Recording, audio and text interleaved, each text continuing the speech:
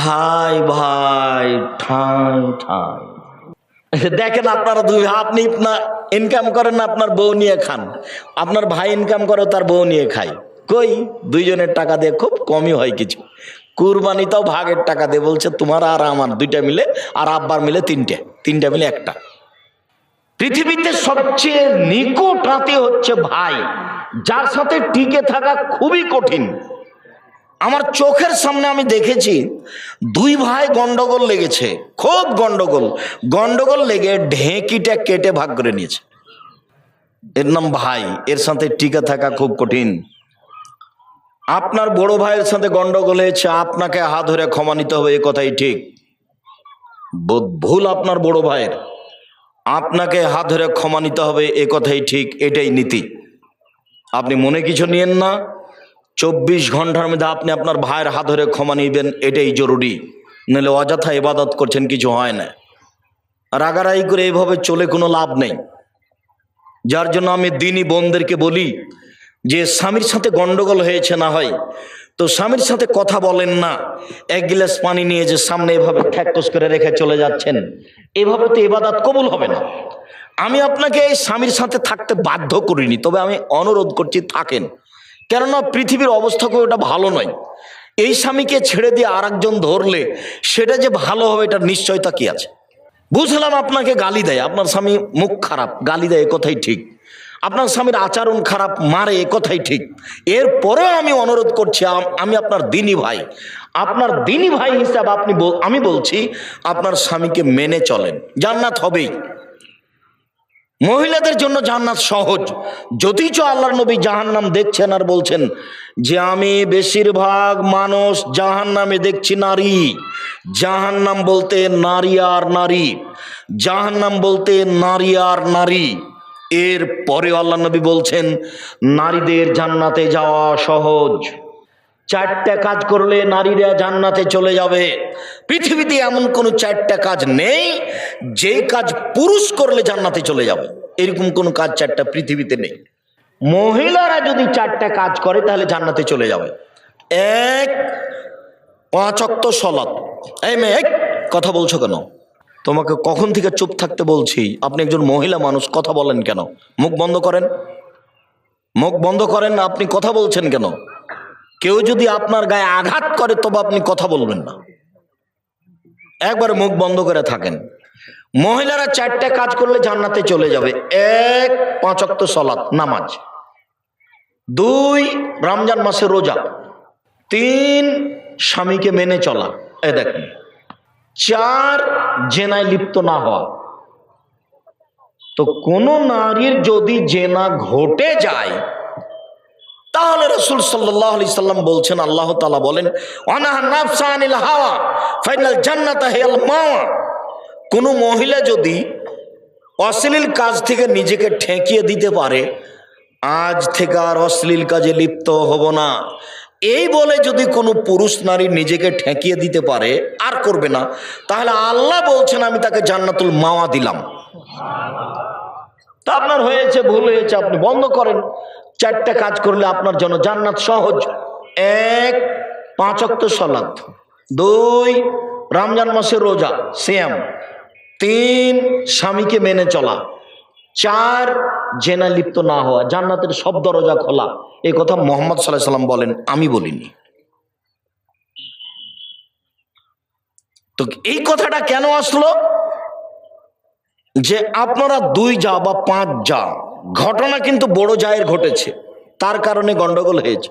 আপনি ছোট, আপনি আপনার জায়ের হাত ধরে ক্ষমা চাইবেন যে আপা ভুল হয়েছে, আমাকে মাফ করেন। এটা সহজ হবে?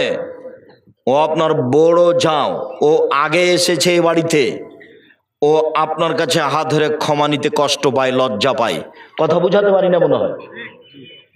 আপনার জন্য এটা সহজ। আপনি কেন এভাবে বলতে চাচ্ছেন? ভুল কি আমি করেছি নাকি? আমি মারামারি করেছি না? আমি গালি দিয়েছি কিনা? হ্যাঁ বুঝলাম, ভুল আপনার বড় যাই করেছে, কথাই ঠিক, কিন্তু আপনার জন্য আগে যেতে হবে, আগে যাওয়া উচিত, এ কথাও ঠিক। তো আপনারা ভাই ভাইকে অনুরোধ করছি, 24 ঘন্টা পার হয় না, রাত পার হয় না যেন উপস্থিত বৈঠকের দিনই মুসলিম বোন, আপনার রাত পার হয় না যেন আপনি আপনার বড় জায়ের হাত ধরে ক্ষমা নিয়ে নেবেন, যা হয়েছে হয়েছে, এখন থেকে ভালো অবস্থায় ইবাদত করতে হবে। মরণ আসলো কে আসলো? এই যে কাকে কালকে দেখেছিলেন, আজকে আর নেই। মরণ তো একবারে অল্প সময়ের জন্য। এইভাবে মন কষাকষি করে চলে কি হবে? অবেদিল কুরবা, নিকট আত্মীয়র সাথে ভালো আচরণ করো, ভাই ভাই। ওয়াল ইয়াতামা, এতিমের সাথে ভালো আচরণ করো। এতিম লালন পালন যারা করে তাদের বিষয়েই, যাদের ভাই মারা গেছে, ভাতিজা ভাতিজি আছে, তাদের ব্যাপার, তারাই বেশি বিপদে। ভাই মারা গেছে, ভাতিজা ভাতিজি আছে, প্রতারণা দিয়ে জমি দখল করে নিয়েন না, সব সময় খোঁজ রাখতে হবে তাদের। আল্লাহর নবী বলেন, পৃথিবীর মানুষ শুনে রেখো, কেউ যদি এতিমের দেখাশোনা করে তাহলে সে ব্যক্তি আর আমি জান্নাতে এইভাবে থাকব। তর্জনী এবং মধ্যমা আঙ্গুলকে তিনি জমা করলেন, ফাররাকা বাইনাহুমা, দুইটার মধ্যে একটু ফাঁকা করলেন। দেখো দেখো দেখো, এতিমের যে লালন পালন করে সে ব্যক্তির আমি জান্নাতে এইভাবে থাকবো। তর্জনী মধ্যমায় দুটি আঙ্গুল দিয়ে ইশারা করলেন, মধ্যে একটু ফাঁকা রাখলেন। এখানে আর একটা কথা আছে, আল্লাহ নবী বলছেন, কেউ যদি দুইটা বেটির লালন পালন করে, মেয়ের শিক্ষা দীক্ষা দেয়, বিবাহ শাদী দিয়ে দেয় বাপ হয়ে, তাহলে আমি মুহাম্মদ সাল্লাল্লাহু আলাইহি ওয়াসাল্লাম আর ওই বাপ জান্নাতে একসাথে থাকবো। তখন আঙ্গুল দুটি দেখালেন, তখন জমা করে দিয়েছে। মেয়ের লালন পালনের দাম বেশি। 10টা ছেলেকে মাস্টার ডিগ্রি পাস করালে জান্নাত হবে, কথা মুহাম্মদ সাল্লাল্লাহু আলাইহি ওয়াসাল্লাম বলেননি। পড়াতে হবে, আপনি বাধ্য, তাই পড়াচ্ছেন। জন্ম দিয়েছেন, পড়াবেন, আপনি বাধ্য। এর বিনিময়ে জান্নাত হবে, এই কথা মুহাম্মদ সাল্লাল্লাহু আলাইহি ওয়াসাল্লাম বলেননি। বড় ওকে লাঠি দিয়ে পিটাতে হবে, এই কথা মুহাম্মদ সাল্লাল্লাহু আলাইহি ওয়াসাল্লাম বলেন। কিন্তু দুইটা মেয়ে লালন পালন করেন, তখন বিনিময় জান্নাত। তখন আঙ্গুল দুটি আল্লাহ রাসূল কিভাবে দেখালেন বলেন তো? মনে থাকবে না মনে হয়, তখন জমা হয়েছিল। আর যখন দেখাচ্ছিলেন এতিম, তখন একটু ফাঁকা করেছিলেন। অল ইয়াতামা, এতিমের লালন পালন। আনাস রাদিয়াল্লাহু তাআলা আনহু বলেন, যা রাজুলুন নবী সাল্লাল্লাহু আলাইহি শাকা কালবাহু কাসওয়াতা কালবিহি, আল্লাহর নবীর নিকটে একটা লোক এসে বলল, আল্লাহর নবী, আমার অন্তরটা খুব শক্ত, মানুষ টাকা পয়সা চাইলে দিতে পারি না, কৃপণতা চেপে ধরে, ভেতরে কোনো মায়া মহব্বত বোঝা যায় না। এইখানে আর একটা বাক্য বলে রাখছি, যেটা আরো 2-1 দিন বলেছি, মনে আছে? এই ছেলে শোনো, তোমাকে বলছি, আজ থেকে বাড়িতে বের হলে তুমি তোমার মাকে বলে দিও, আম্মা কিছু খুচরা টাকা আমার পকেটে দিবেন, 5-10 টাকা 20 টাকা। ফকির ভিক্ষা চাইলে আমি যেন বের করে দিতে পারি। ফকির ভিক্ষা চাই, তখন আমার পকেটে 500 টাকা নোট থাকে, আমি তখন বলি আমাকে মাফ করো, আমি ফকিরের কাছে কত ক্ষমা চাইবো মা, আপনি আমাকে কিছু খুচরা টাকা দিয়েন। তার আপনাকে বলছি, স্ত্রীকে বলে দিয়েন তার স্বভাব পরিবর্তন করতে হবে। স্ত্রীর স্বভাব হতে হবে আপনার মায়ের মতো। আপনার মা 16 জন মানুষের ভাত রান্না করতে কোনোদিন ভারী মনে করেনি। আপনারা ছিলেন 10 ভাই বোন, বাড়িতে ছিল 2 জন কিষান কামলা, 12 জন। তারপরে আপনার বাপ মা 14 জন। আপনার বাপের অভ্যাস ছিল মসজিদ থেকে ফকির ধরে আনা, 2 জন ফকির ধরে নিয়ে এসছে রাতে। 16 জন মানুষের ভাত রান্না করতেন আপনার মা, ঢেঁকিতে ধান ভেঙে কোনোদিন ভারী হয়নি। আপনার স্ত্রী যেখানে ভাত রান্না করে সেখানে শোকে সবকিছু আছে, ফ্রিজে। রাত 10টা 11টার সময় আমাকে নিয়ে গেছেন, গিয়ে বলছেন, খালেদা উঠো, মেহমান আছে। তখন আপনার স্ত্রী নাক সিটকে নিয়ে বলছে, হ্যাঁ বাজার থেকে মেহমানকে খাওয়িয়ে নিয়ে আসনি, এখন বিরক্ত করো। এই কণ্ঠ যদি আপনার মা শুনতে পায়, 80 বছর বয়স, ঘরে শুয়ে আছে ওইদিকে, তাড়াহুড়া করে আপনার মা উঠে আসবেন, এসে বলবেন, থাক বেটা, বউ মাকে উঠেছ না বেটা, আমি ঠিক করে দিছি। এই কথা আপনার মা বলতে পারে, আপনার বউ নাক সিটকানি দেয়। আমি বউকে তালাক দিতে বলিনি, তবে বউ স্বভাব পরিবর্তনের জন্য অনুরোধ জানিয়েছি। চেষ্টা করেন, কোন সময় 150 চাউল রান্না করবেন, আপনার মা 3 কেজি চাউল রান্না করে দেন, 3 সের। আপনারা খেতেন, মেহমান খেত, ফকির ফকিরনি খেত, রাতে গরুতে খেত, আপনি 150 চাল রান্না করেছেন। আমি মেহমান গেছি দুপুরের সময়, তখন আপনার স্ত্রী বলছে যা রান্না করেছি তা তো মেহমানকে দিলে শেষ হয়ে যায়, শেষ হয়ে যায়, কি করবে, চানাচুর বিস্কুট দিয়ে বিদে করে দাও, বিদে করে দাও। এই স্ত্রীর নীতি স্বভাব পরিবর্তন করতে হবে। আপনার স্ত্রীর কারণেই আপনার বাপের স্বভাব আপনি গ্রহণ করতে পারেননি। আপনার বাপ যখন এশার সালাত আদায় করে মসজিদ থেকে বের হতেন, তখন মসজিদ থেকে বের হওয়ার সময় ডান দিকে বাম দিকে লক্ষ্য করতেন, মুরব্বী বাড়ি কোথায়? বাড়ি ফরিদপুর ভাঙা। খেয়েছেন কি? জি না। চলেন আমার সাথে। আজকে আপনি নিয়ে যান, আপনার স্ত্রী যদি নাক সিটকানি ধমক দেয় তো কালকে নিয়ে যেতে পারবেন না, তখন আর খোঁজই নেবেন না যে ওইকে। যার জন্য মায়ের স্বভাবে আপনার স্ত্রীকে ফিরে যেতে হবে, আপনাকে ফিরে যেতে হবে বাপের স্বভাবে। মানুষকে খাদ্য দেওয়া শিখতে হবে।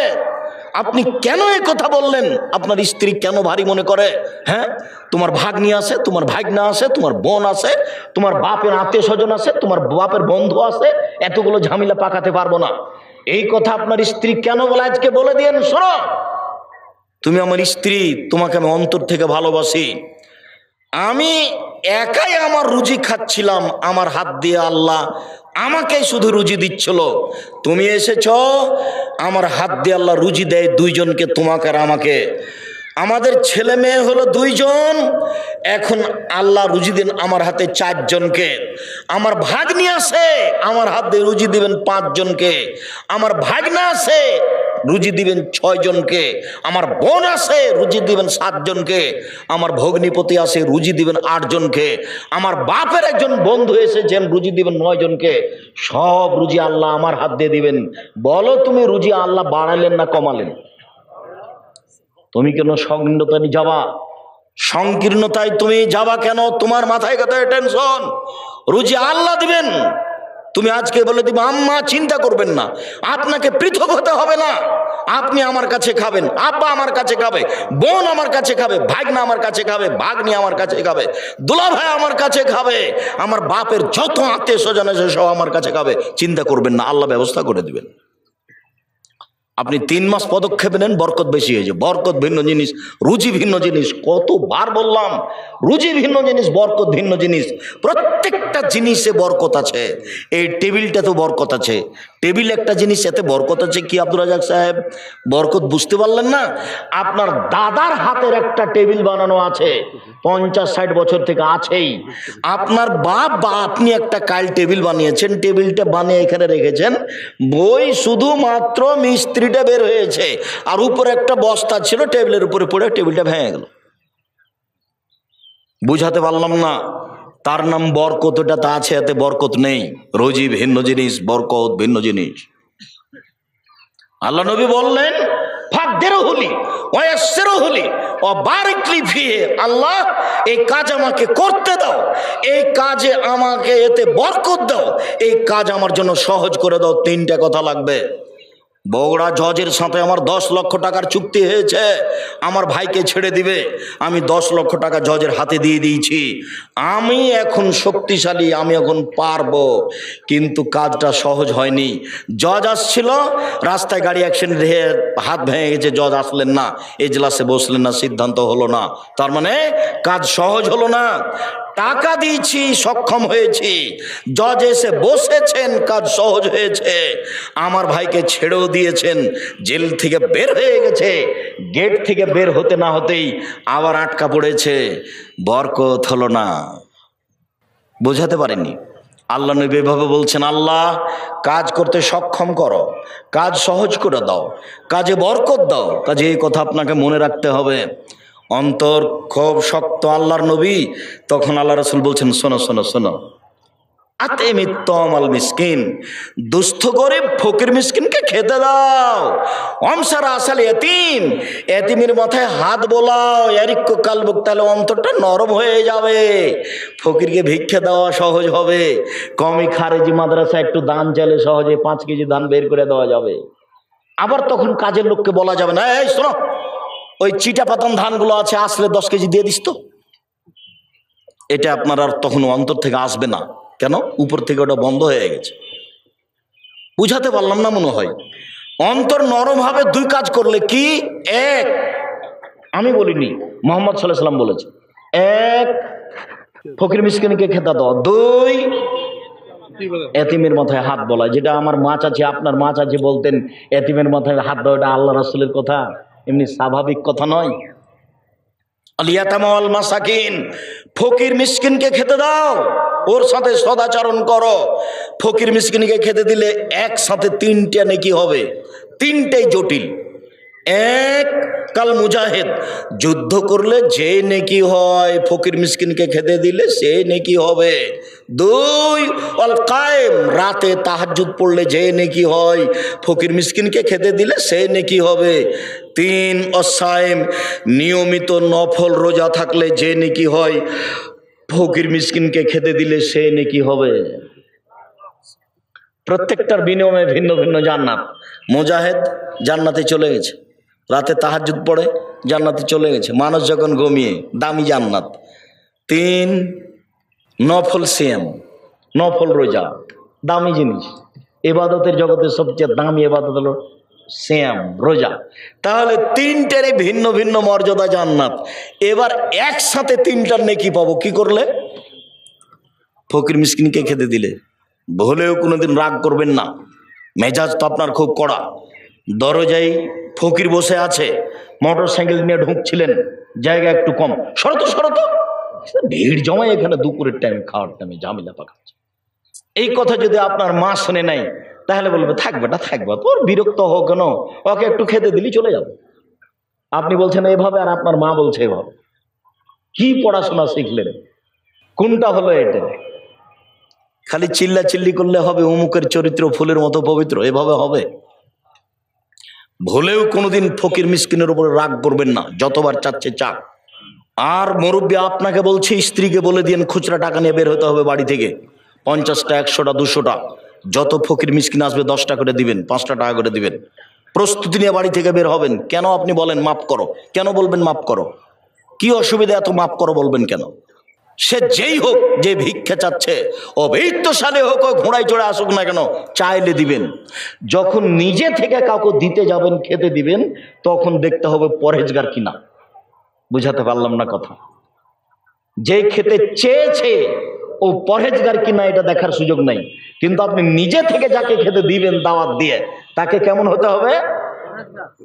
আল্লাহ রাসূল বলছেন লা তুতমা তুমাকা ইল্লা তাকিয়া, পরহেজগার ছাড়া তোমার খাদ্য যেন না খায় কেউ, ফাসিক যেন তোমার খাদ্য না খায়।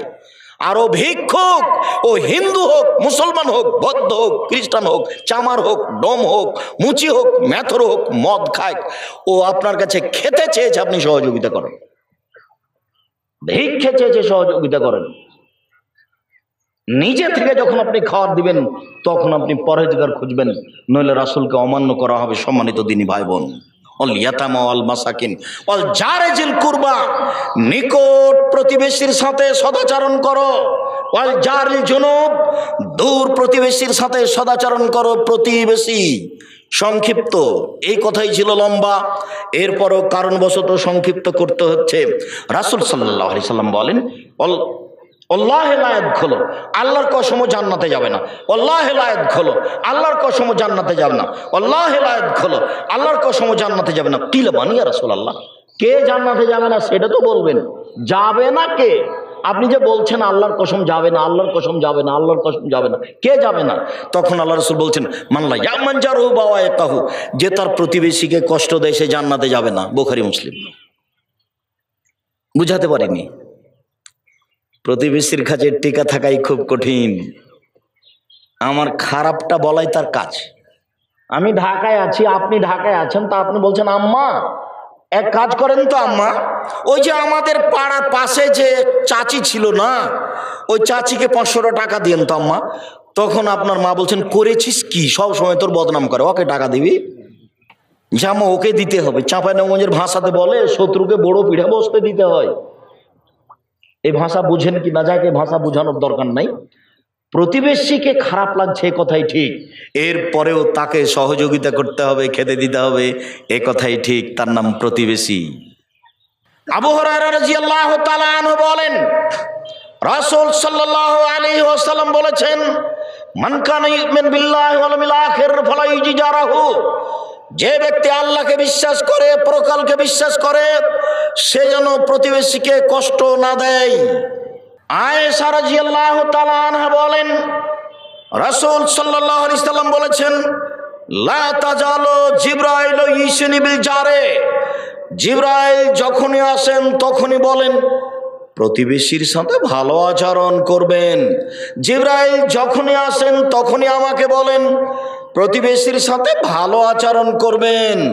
জিবরাইল যখনই আসেন তখনই বলেন প্রতিবেশীর সাথে ভালো আচরণ করবেন। জানান তো, আমি মনে করলাম, বলার কারণে মনে করলাম, এত বলতে লাগলেন, বলার কারণে মনে হচ্ছে সয়রসহু, কখন এসে বলবেন যে জমি দিয়ে দিতে হবে, ভাগ দিতে হবে।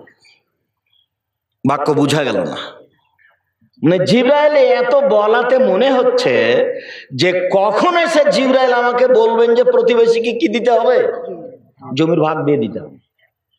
জমির ভাগ তো আমার ভাই পাবে, জমির ভাগ তো আমার বোন পাবে। জানি না বাপ মরার পরে আপনাদের এলাকাতে জমি ভাগ হওয়া দেরি হয় নাকি। বুঝেও বুঝে না ওরা, অন্তর আছে বুঝে না, দেখেও দেখে না ওরা, চক্ষু আছে দেখে না, শোনেও শোনে না ওরা, কান আছে শোনে না। উলায়েকা কালানাম, তারা পশু প্রাণীর মতো, তারা গরু ছাগলের মতো, তারা কুকুর শ্রীগালের মতো, ভালো হাজাল বরং তার চেয়ে খারাপ। কুকুর শ্রীগালের চেয়ে খারাপ মানুষ, কুকুর শ্রীগালের চেয়ে খারাপ কে? তোমার বাপ। আব্দুর রাজ্জাক সাহেব, আপনাকে খুব সম্মান করে, এভাবে কষ্ট দিয়ে না, দুঃখিত, আমি তোমাকে কষ্ট দিতে চাইনি। তোমার দাদা মরা 10 বছর হলো, তোমার বাপ জমি পাবে সকালে আর তোমার ফুফু জমি পাবে বিকেলে, এরকম না একসাথেই পাবে? তো 10 বছর হলো তোমার বাপ এখনো দেয়নি। তোমার বাপকে যদি কুকুর ছেলে রেখেছে আমি খারাপ প্রমাণ করতে না পারি, আমি জাতির সামনে বক্তব্য দিব না। 30 বছর থেকে বলছি, আজকেও বললাম। কোন শরমে তোমার বাপ জমি রেখেছে? তার ভিত্তি কি? মাটি দিয়ে এসে জমি ভাগ করতে হবে, তারপরে কোনো কথা। মাটি দিয়ে এসে জমি ভাগ করতে হবে, তারপরে কোনো কথা। বলছে আমাদের ভাই বোনে কোনো গন্ডগোল নেই, সে কথা পরে। জমি ভাগ হয়ে যাওয়ার পরে গন্ডগোল না হওয়া পরে। এইটা যদি গাইবান্ধা রংপুরের কাছাকাছি বগুড়া জয়পুরহাট হয়, তাহলে তার মানে হলো যে যদি বোন এসে জমি চায়, তাহলে ওকে বলতে হবে তুই আর জীবনে বাড়িতে আসবি